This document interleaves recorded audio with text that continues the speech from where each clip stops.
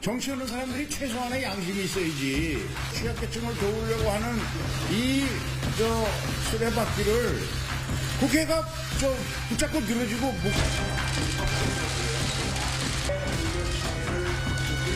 예산을 빨리 통과시켜서 집행 준비를 해야 된다는 초조함도 있고, 또 그렇다고 하더라도 우리가 민주당의 무리한 요구를 받아들일 수 없는 그런 어떤 사이에서 고민을 하고 있다는 점을 말씀드리고, 집권 여당이 이번만큼은 무거운 책임감으로 협상에 임해줄 것을 거듭 촉구합니다. 새해가 이제 보름도 채 남지 않았습니다. 내가 준비하네.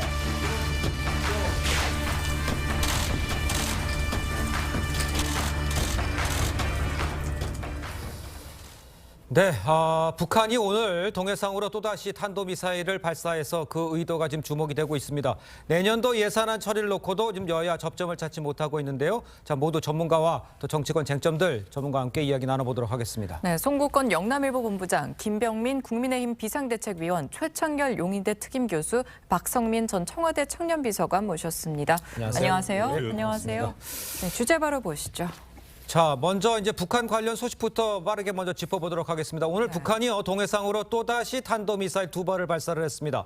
한미 군 당국은 지금 미사일의 종류를 분석 중인데 지난달 대륙간 탄도미사일 발사 후 한 달 만이고 오늘 김정일 이 국방위원장이 10일주기잖아요. 다음 날. 네. 그러니까 전체적으로 무슨 배경이 있는지를 좀 먼저 좀 설명을 좀 일단 한 달 전에 ICBM을 비롯해서 몇 네. 발의 단거리 미사일을 쐈죠. 그렇습니다. 그때는 한미 연합 훈련 중이었습니다. 한미 네. 연합 훈련에 반발을 해서 발사를 했고 또 김조애 딸 김조애가 등장을 하고 이렇게 했죠. 네네. 그다음에 좀 잠잠했는데 이번에 다시 이 발사를 한 것은 북한 입장에서는 좀 긴장할 일이 몇 가지 있었어요. 네. 하나는 뭐냐면 유엔에서 북한 인권 결의안이 18년 연속 통과가 됐습니다. 예. 또 하나가 지금 주한미군이 우주군을 창설을 했어요, 얼마 전에. 네네. 우주군이라는 게 북한 미사일 탐사 능력까지 갖춘 그 부대거든요. 예. 그거를 해외에서는 두 번째로 그것을 발족을 했고 가장 중요한 거는 오늘 쏜 미사일이 이 중거리 미사일입니다. MRBM. 네. 이것이 일본의 배타적 수역 부근에 떨어졌다는데 예. 결국은 일본을 겨냥했다고 볼 수가 있어요. ICBM은 뭐 감까지 가지만은 그러니까요. 이것을 일본을 겨냥했다고 보는데 최근에 일본의 과기에서 내각에서 네네. 일본이 적 기지를 미사일 기지를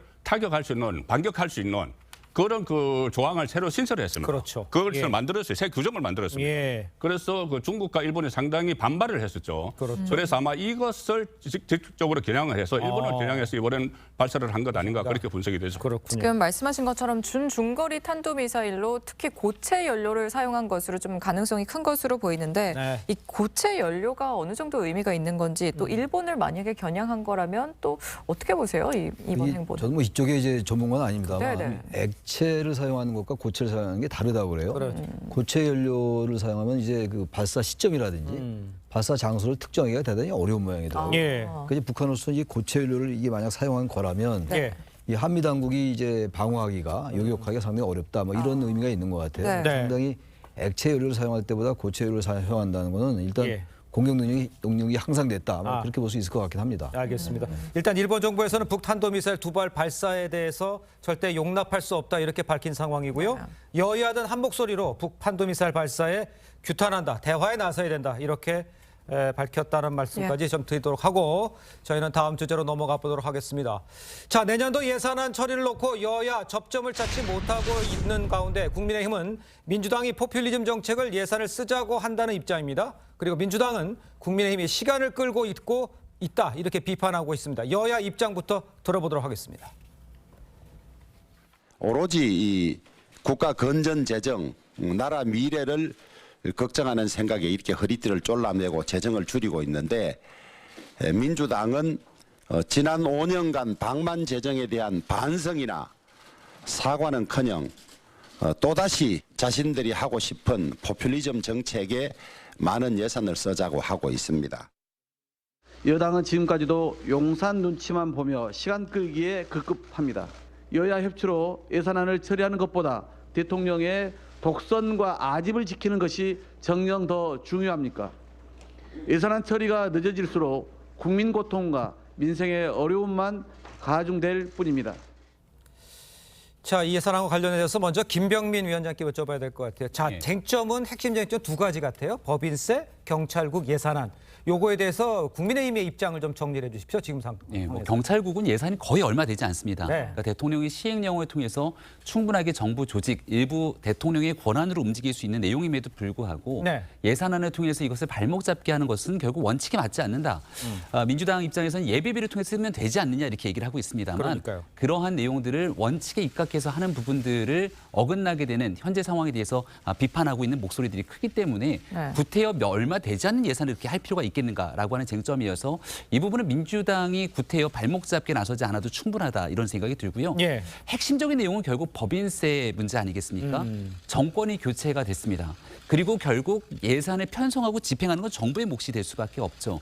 코로나 시기에 굉장히 확장적인 재정 정책을 통해서 방만한 예산 사용들이 있었습니다만 지금은 경제 위기 속에 긴축 재정은 기본이고 기업이 스스로 일하고 투자할 수 있는 여건을 만들어줘야 되는데 그렇습니다. 그중에 핵심이 법인세 인하에 관한 내용일 겁니다. 네. 김진표 의장이 중재안으로 1% 인하를 얘기했습니다만 예. 이미 한국의 반도체 기업인 삼성전자 또 대만의 반도체 기업과의 실효성, 법인세 실효세율이 삼성이 2020년 기준으로 21.5%, 대만의 TSMC가 11.5% 정도의 차이가 남을 생각해 보게 된다면 예. 이 일에서 정부가 추진하고 있는 일에 그토록 마지막 순간까지 발목을 잡을 이유가 있겠는가라고 맞설 수밖에 없는 것이겠죠. 예. 예산의 세출 예산도 마찬가지겠습니다만 세인 예산에 관한 전체적인 기조도 정부가 결국 집행하게 되는 최종적인 책임을 지고 있는 만큼 네네. 윤석열 정부의 첫 번째 예산을 심사하고 의결하는 과정에서 다수 의석을 갖고 있는 민주당이 조금 과할 정도로 발목 잡게 나서는 것 아니냐 이렇게 비판. 발목 잡기 나서고 예. 있는 것이 아니야 이렇게 지적에 대해서 박 전 비서관의 생각을 좀 들어봐야 될 것 같습니다. 저는 발목을 잡고 있는 것은 민주당이 아니라 윤석열 대통령이라고 생각을 합니다. 네. 왜냐하면 사실 지금 굉장히 많은 쟁점이 그동안 예산 협상 가운데 있었지만 예. 사실상 오늘 오전 원내대표 회동을 거치고 나서 정리된 쟁점은 마지막으로 두 가지입니다. 하나가 이제 경찰국 예산이고 하나가 이제 법인세 그렇죠. 같은 경우인데 예. 사실 국회의장이 중재안을 냈고 법인세 같은 경우는 민주당이 받아들이기 힘든 부분이었지만 받아들였습니다. 근데 제가 알아본 바로는 오히려 이 법인세와 관련한 협상보다도 네. 더 문제가 되고 있는 것은 이 경찰국과 관련된 예산 삭감 문제를 상당히 용산에서 강하게 반발을 했다는 겁니다.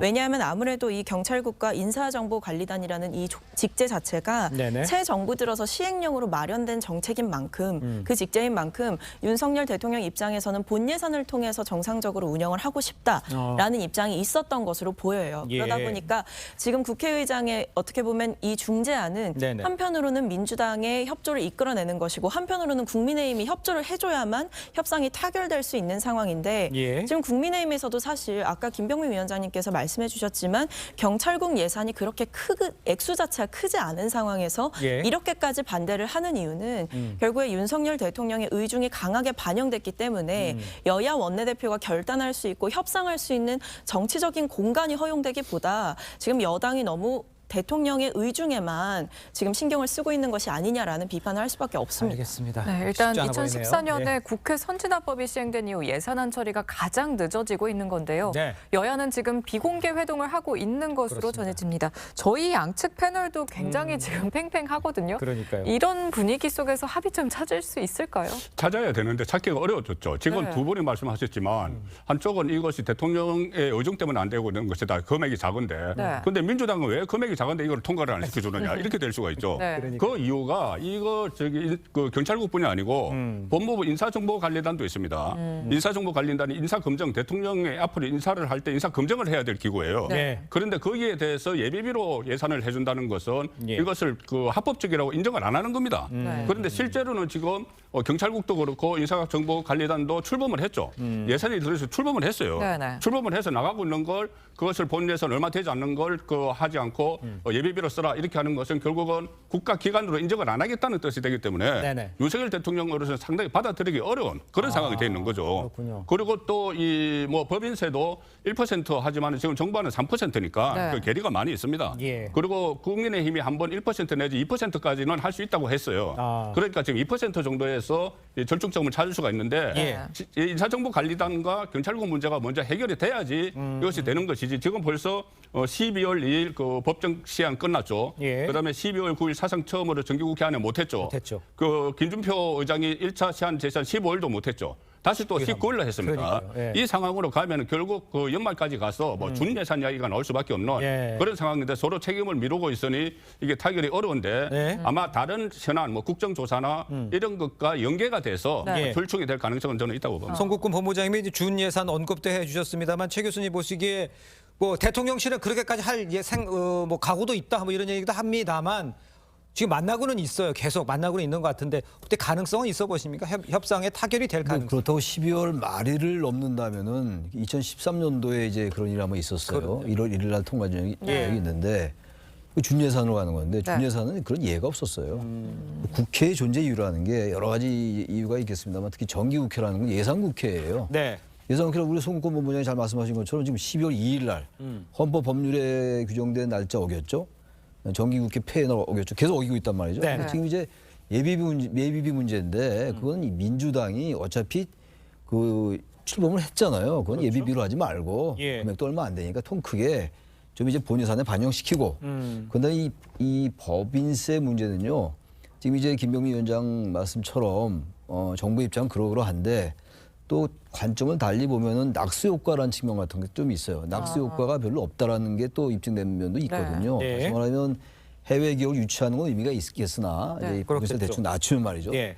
국내 경제에서 과연 3천억 이상이나 되는 영업 수익이 나는 그런 기업에 이 법인세 꼭 감면해야 되는 것이냐. 그 민주당의 얘기도 일리가 있거든요. 예. 그렇다면은 민주당이 주장하는 그 이제 좀 이제 규모가 작은 기업 네. 그런 쪽에 좀 법인세를 낮춰주고 24%를 좀 받아들이면 예. 민주당은 또 이제 예비비로 하지 않고 경찰국과 이제 법무부의 그 예산을 네. 그렇게 된다면 이게 충분히 가능성이 있어요. 근데 제가 보기에는 어쨌든 대통령실에서는 24%는 안 된다. 그래서 23% 돼야 된다는 입장인 것 같은데 그건 절충이 가능하다고 보거든요. 기관에서. 네, 예. 그래서 저는 이거를 19일까지면 내일이 19일이잖아요. 그렇습니다. 내일 빨리 타결 지어야 돼요. 뭐 타결 안 될 겁니까 이게? 예. 안 될 거라서 빨리 합의를 해야죠. 알겠습니다. 근데 준예산이라는 것이 좀 잘못 알고 계신 분들이 있던데 준예산 그러면은 작년 예산 기준으로 그냥 책정을 한다. 네. 그러면은 뭐 얼마 동안은 그냥 괜찮은 것 아니야 이렇게 생각을 하는데 그게 아니에요. 헌법에 보면은 준예산을 적용할 수 있는 게 3가지로 딱 규정이 돼 있어요. 네. 하나는 국가기관의 뭐 임금이나 시설 유지 뭐 이런 것이나 아니면은 법률상으로 꼭 지출을 해야 될 의무가 있는 것. 그리고 하나는 이미 승인된 사업. 이 3가지만 준예산으로 하기 때문에 지금 일본에 셧다운이 돼버리는 겁니다. 그래서 이것은 준예산으로 좀 며칠은 뭐 한 얼마 기간은 갈 수 있는 것 아니냐. 이것은 상당히 좀 잘못된 정보죠. 예. 알겠습니다. 또 다른 부분인데 여야는 내년도 예산안을 처리한 다음에 이태원 참사에 대한 국정조사를 실시하기로 합의했습니다. 예산안 협상이 지금 굉장히 좀 오래 걸리다 보니까 야권은 이번 주에 이태원 참사 관련한 좀 국정조사에 착수한다는 입장인데 국민의힘에서는 이 행보는 좀 어떻게 보십니까? 민주당이 조금 일방적으로 무리하고 있다 이런 생각 지우기가 어렵습니다. 네. 얼마 전에 이상민 장관에 대한 해임 거리안 단독 처리했을 때도 마찬가지였는데요. 예. 국정조사에 대해서 초창기에 여당이 갖고 있는 우려 섞인 사항들이 있었지만 여야 간의 협의를 통해서 어렵사리 국정조사를 출범하게 됐습니다. 예. 근데 그 기본적인 합의의 전제 조건은 예산 심사를 통해서 국회 본회의의 예산 심사 일정을 잘 마무리 짓고 이게 끝남과 동시에 국정조사로 넘어가기로 이야기를 나눴는데 네. 예산안이 최종적으로 정리가 되지 않았음에도 불구하고 예. 일방적으로 여당이 참석하지 않으면 야당은 여당을 다 빼고 진행하겠다라고 얘기를 하고 있습니다. 네. 근데 야당이 그 당시에 독자적으로 할 수 있음에도 불구하고 예. 여당과의 합의를 거쳤던 이유는 여야가 같이 함께 국정조사에 참여해서 네. 예. 잘못된 진상을 규명하고 재발 방지 대책을 수립할 때 국가적 갈등이나 소모적인 논쟁들이 없이 갈 수 있다는 전제 조건들이 있었기 때문이거든요. 네. 그럼 그 당시 했던 말과 지금 현재 상황들은 전혀 다른 길로 가고 있지 않습니까? 예. 예산안 처리를 위해서 단 하루라도 빨리 진행할 수 있도록 협의의 매듭을 짓고 그리고 국정조사를 갈 수 있도록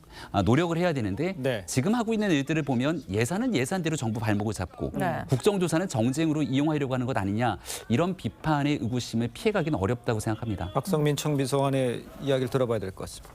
저는 근데 좀 아무래도 관점이 다를 수밖에 없는 것 같은데요. 사실 예산안 같은 경우에도 우리가 앞에서 잠깐 얘기를 나눴지만 사실 민주당이 협상에 적극적으로 임하지 않고 있다라고 보기가 어렵습니다. 왜냐하면 국회의장이 중재안까지 낸 상황에서는 사실 원내대표들이 저는 어느 정도 정치력을 발휘해서 좀 지지층의 비판을 받더라도 수용할 부분 수용하고 협상을 이뤄나가는 것이 저는 정치의 과정이라고 보거든요. 네. 예. 근데 사실 민주당은 일부를 받아들였지만 그러니까 법인세 같은 경우는 저희가 한 수를 접은 것이고 이제 인사관리단이나 경찰국 같은 예산은 어쨌든 예비비를 통해서 사용할 수 있다라는 대안적 수단이 있다면 이것을 국민의힘에서도 충분히 받아들일 여지가 있는 것이 아니냐라고 생각을 하는데 이 두 가지 다에서도 법인세도 1% 인하도 만족하지 못한다라고 하고 예비비 편성도 안 된다라고 하고 있는 것은 사실 국민의힘이란 말입니다. 그러니까 이렇다면 민주당이 협상에 적극적으로 임하고 있지만 결국 정치적인 공간이 열리지 않으면서 무리하게 지금 예산 협상도 어그러지고 있는 것이고 국정조사도 저는 마찬가지라고 생각을 합니다. 솔직히 예산 협상이 이렇게까지 지연된 것에 있어서는 뭐 민주당 책임도 저는 있다고 생각을 하지만 이렇게 국정조사가 어찌됐든 기간을 정해놓고 시작을 했기 때문에 그러니까 끝나는 시간이 정해져 있기 때문에 이렇게 한정된 일수 안에서 정말 맹탕 국정조사가 되지 않으려면 민주당 입장에서 책임감을 갖고 이 부분을 해야 된다고 생각하는 것이죠. 근데 사실 기간에 대해서 조금 고려를 할 수밖에 없는 것은 국민의힘 측에서 나오는 메시지를 보면 기간 연장 이런 부분은 또 협상의 여지가 없다라고 얘기를 한단 말입니다. 그러니까 이런 부분들을 보면 결국에 국정조사도 제대로 시행해야 하는 국회의 책무를 민주당은 다할 수밖에 없다고 생각합니다. 알겠습니다. 글쎄요, 지금 뭐 대화는 계속 이어가고 있으니까요. 어떤 결과가 나오는지 좀 지켜보도록 하고 근데 하여튼 접점을 찾을 수도 있을 것 같다는 생각은 좀 들긴 하는데 좀 기다려보도록 하죠. 자, 그런데 이제 조금 전이었습니다. 2시부터 대통령실과 정부, 국민의힘, 삼청동 총리 공간에서 고위 당정협의회를 열고서 노동 교육 개혁 방안 또 내년도 예산안 대응 방안 이런 걸 좀 논의 중에 있습니다. 글쎄요, 뭐 개혁은 어떤 식으로 추진을 하겠다는 입장인 것 같고 그다음에 예산안과 관련돼도 협의를 하겠습니다만 어떤 방향으로 진행이 좀 되는 게 합당할까요? 일단 오늘 뭐 예산 문제도 하겠지만은 특히 윤석열 대통령이 그 국정 과제들을 뭐 완수할 수 있는 그런 예산은 반드시 확보해야 된다는 이런 논의도 있겠지만 며칠 전에 윤석열 대통령이 국정 과제 점검 회의 그 국민과의 대화를 했었죠. 그렇습니다. 그래서 강조했던 게 3대 개혁이었습니다. 연금, 노동, 교육 개혁을 강조를 하고 이런 그 개혁은 정말 인기가 없는 것이지만은 반드시 해야 된다. 이렇게 강한 의지를 표현하고 나서 오늘 당정대 회의가 열리는 것이죠. 장과 정부 그리고 대통령실. 이 회의에서 오늘 주로 이 노동과 교육 개혁 과제가 주로 논의가 되는데 특히 지금 노동 개혁은 얼마 전에 뭐 화물연대 파업 조기 종식을 시킨 것이나 아니면 민노총과의 뭐 어떤 전쟁도 불사한다는 그런 의지가 그때 보였었거든요. 대통령실에서. 그래서 그런 문제들과 관련해서 지금 미래 노동시장 연구회가 얼마 전에 노동시장 개혁 그 권고안을 발표를 했는데 거기 보면은 상당히 뭐 노동 그 시간이나 아니면 임금 체계 이런 게 상당히 획기적인 내용들이 많아요. 뭐 일종의 노동 시간도 총량제 비슷한 것이고 이 임금 문제도 어떤 뭐 연공 서열에 따른 임금이 아니고 정말 성과에 따른 임금 이런 것을 획기적으로 그 보관 내용이 많기 때문에 오늘 아마 당정대 회의에서 그 부분이 집중적으로 논의가 돼서 큰 줄기가 잡힐 겁니다. 알겠습니다. 본부장께서 잠시 언급을 하셨는데 윤 대통령은 지지율에 연연하지 않고 또 개혁에 시동을 걸겠다는 입장입니다. 직접 들어보시죠. 저는 뭐 선거 때도 선거운동을 하면서도 지지율은 별로 유념치 않았습니다. 별로 의미가 없는 것이고 국정 운영 지지율이 계속해서 낮은 수준에 머물고 있습니다. 대통령님 스스로는 어떻게 분석하고 계신지. 이 지지율 그 자체보다도 민심을 겸허하게 받드는 것이 중요하다고 생각하고 여러 가지 그 지적된 문제들에 대해서 국민의 관점에서 세밀하게 꼼꼼하게 한번 따져보겠습니다. 이 개혁이라고 하는 것은 인기 없는 일이지만 회피하지 않고 반드시 우리가 해내야 합니다. 자, 최 교수님이 보시기에 일단 뭐 개혁적으로 가는 뭐 지지율에 상관하지 않고 가겠다는 것이 오히려 지지율 향상으로도 이어질 수 있는 그런 상황이라고 볼 수 있습니까? 그럴 수 있겠죠. 근데 정치인이 소신껏 이제 정책을 밀고 나가면 그게 오히려 지지율에 도움이 될 텐데 정치라는데 지지율을 신경 안 수가 없죠. 왜냐하면 정책을 수행하고 국정을 이제 운영하는 데 있어서 지지율이 하나의 동력이거든요. 최근에 이제 윤석열 대통령의 지지율이 좀 상승 추세이긴 합니다. 좀 반등했고 뭐 여러 원인이 있겠습니다만 화물연대 철 파업에 대해서 이제 원칙적으로 대응한 것 뭐 이런 것들이 효과가 있다고 하는데 전 저런 말은 좋은데 아무리 지지율에 연연하지 않는다 하더라도 개혁을 어떻게 하겠습니까? 개혁은 국회에서 법을 통해서 하는 수밖에 없는 거거든요. 시행령을 통해서 하는 건 한계가 뚜렷합니다. 법을 제정하거나 개정하거나 결국 국회를 통해서 개혁을 해야 되는 것인데 야당과의 소통이 거의 닫혀 있는 상태잖아요. 지금 뭐 말씀들 나눴습니다만 예산조차도 준예산을 걱정해야 되는 이런 상황에 와 있고 말이죠. 그 전반적으로 지금 정부의 기조는 대노동 정책도 좀 강경 기류로 가고 있단 말이에요. 예. 이런 상황 속에서 과연 야당과의 대화나 협력이 가능할 것인가에 대한 우려가 있어요. 그러니까 지지율에 연연하지 않고 국민을 바라보고 가겠다고 그 얘기는 맞는 얘기인데 네. 과연 그렇게 해서 야당과의 이 협조를 어떻게 끌어낼 것인가의 문제입니다. 예. 물론 저는 이런 생각을 갖고 있다고 볼 수 있어요.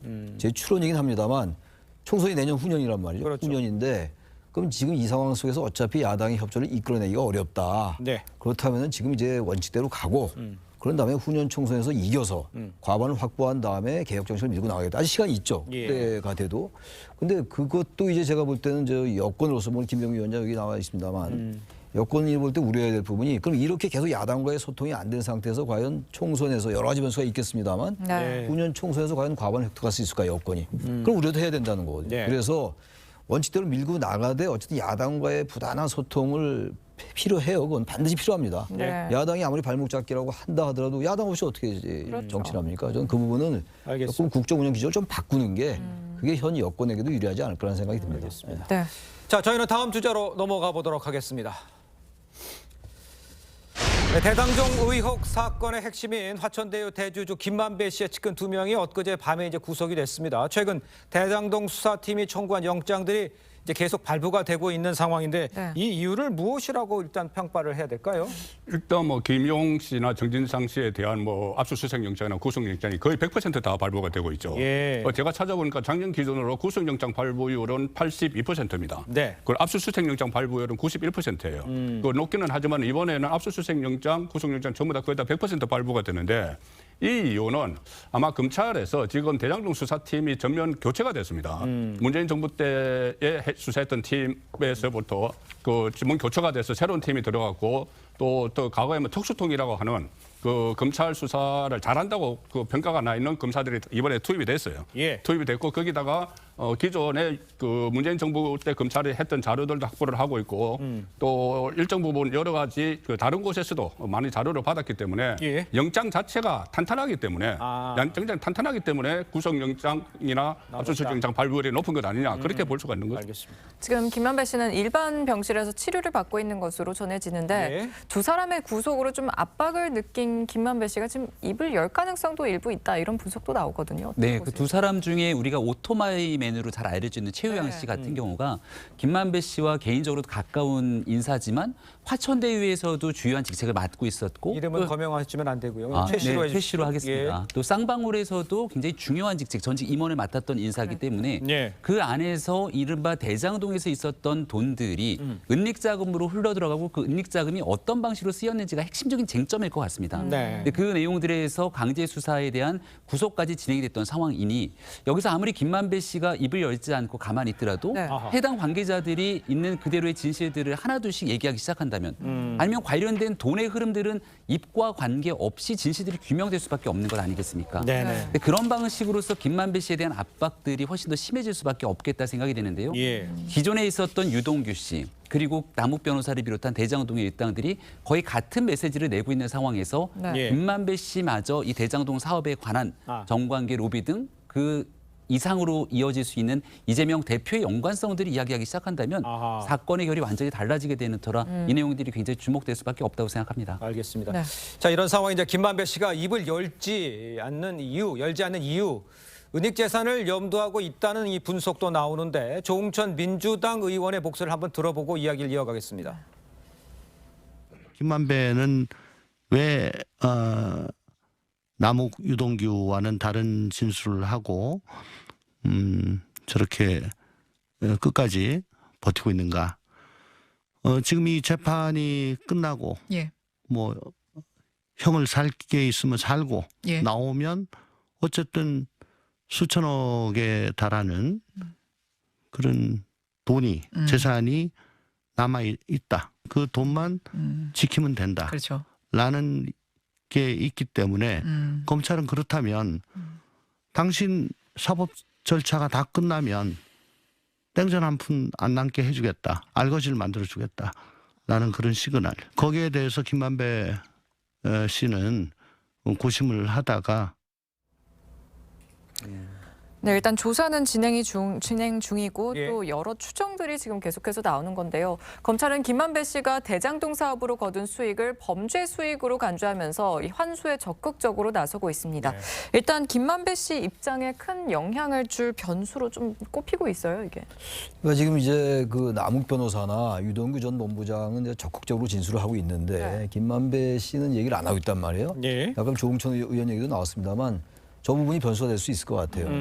결국은 사람들은 결국 합리적 선택을 하기 마련이에요. 네, 네. 자신에게 어떤 이익이 있을 것이며 어떤 손해가 있을 것인가를 생각할 수밖에 없고 김만배 씨가 끝까지 이제 이재명 대표의 연관성을 부인하고 계속 진술을 거부하는 상황 속에서 과연 자기가 무엇을 얻을 것인가 생각할 거라고 생각해요. 예. 이번에도 자신의 측근 2명이 구속이 되고 구속되기 전에 이제 극단적 선택 시도했던 거긴 합니다만 예.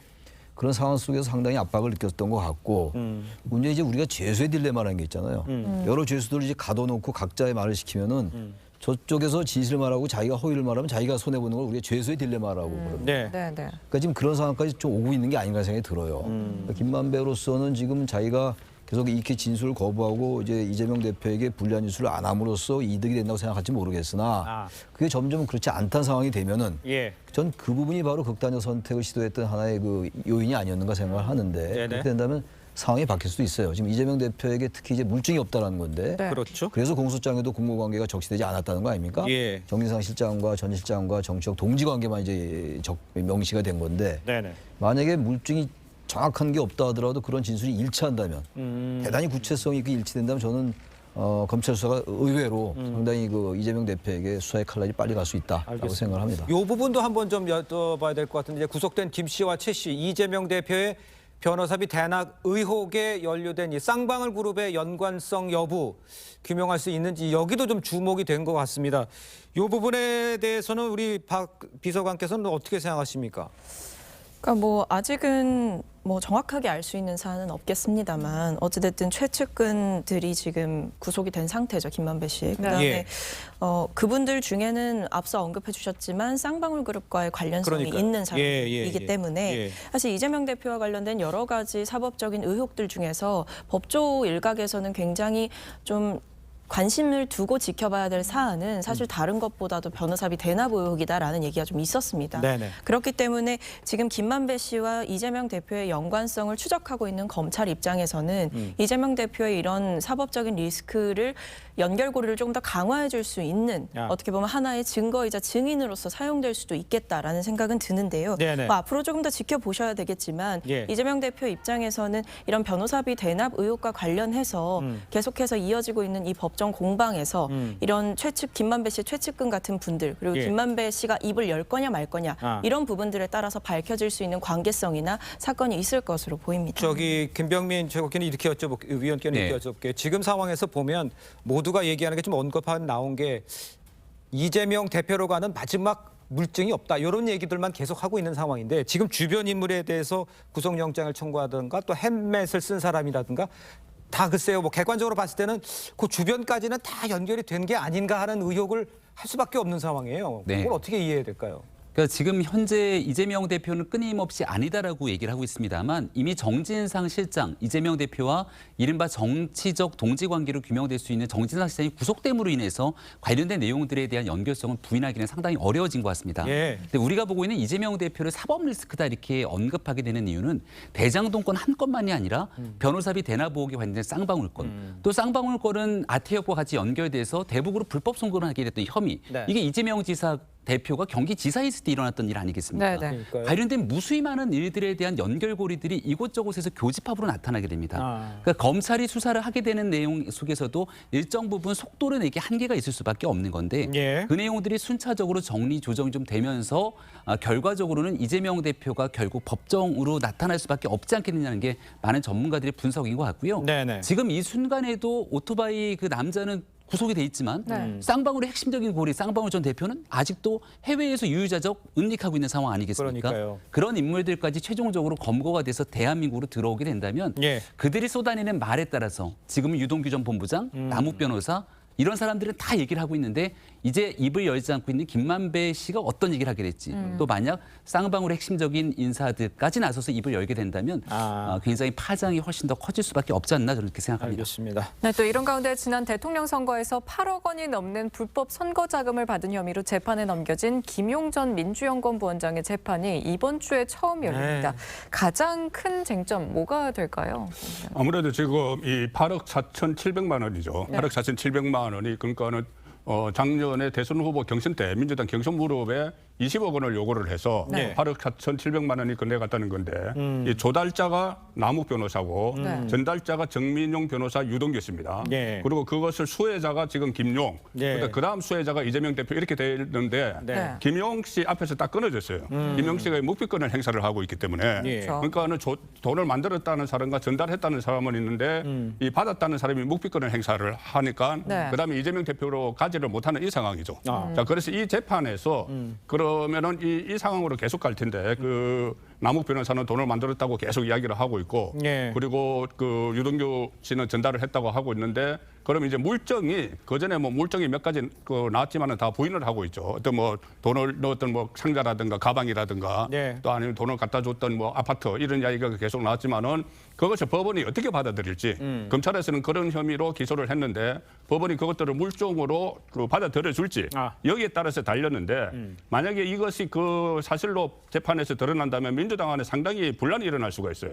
왜 그러냐면은 그때 대선 후보 경선 무렵에 20억 원을 요구를 한 것이 김용 씨가 20억 원을 유동규에게 요구를 한 것이 이 호남 지역에 이낙연 후보와 경쟁에서 밀리고 있는 호남 지역에 사용하기 위해서다 이런 이야기를 했고 또 경선 때 이낙연 후보 쪽에서 상당히 대장동 관련 의혹을 많이 제기를 했습니다. 네. 근데 실제로 대장동에서 그 이재명 후보 쪽에 돈이 갔고 그것을 이낙연 후보가 유리했던 호남 지역에 집중적으로 들어갔고 그래서 후보가 됐다. 네. 이렇게 되면은 민주당에서 큰 내분이 일어날 수가 내분일 있죠. 수 있다. 알겠습니다. 일단 검찰 수사가 이재명 대표의 턱밑까지 왔다 이런 관측이 많은데 이런 와중에 이재명 대표는 지금 전국을 순회하면서 민생 투어에 나서고 있습니다. 네. 물론 민생 중요하죠. 근데 당내에서도 좀 혼란스러운 게 좀 들리는 것 같기도 한데 이런 행보는 좀 괜찮다고 보시나요? 야당 대표로서 민생 투어 해야죠. 지금 이재명 대표는 뭐 자신은 결백하다고 얘기하고 있는 상황인데 네. 민생 투어 안 하는 게 오히려 이상한 거죠. 하는 게 맞는데 아마 이재명 대표도 굉장히 불안하겠죠. 네. 글쎄 모르겠어요. 정말 완벽하게 결백한지 아닌지 뭐 아무도 알 수 없는 거니까 네, 네. 이재명 대표 본인만 알고 있는 건데 민생 투어를 한다 하더라도 이재명 대표하면 솔직히 여러 가지 이미지가 떠오르겠습니다만 네. 긍정 부정이 떠오르겠습니다만 지금 말씀 나누고 있는 이런 부분들을 벗어나기 어렵잖아요. 이미지상 말이죠. 네.